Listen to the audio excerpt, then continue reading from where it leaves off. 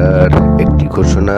গৌরীপুর সার্বজনীন কালী মন্দির ট্রাস্টের উদ্যোগে মাতৃআশিস ভবনের স্বাস্থ্য কেন্দ্রে আগামী 17/4/2024 থেকে সরকারি হাসপাতালের অভিজ্ঞ অবসরপ্রাপ্ত অ্যালোপ্যাথিক ডাক্তারবাবু অঞ্চলের মানুষের পরিষেবা দেওয়ার জন্য উপস্থিত থাকছেন।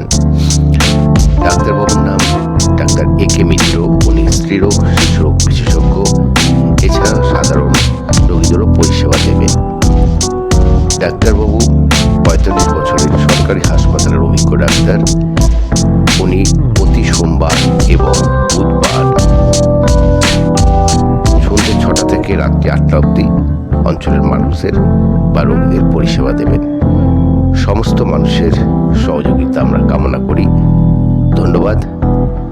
সবাইকে শুভ নববর্ষের শুভেচ্ছা জানিয়ে বিদায় নিলাম।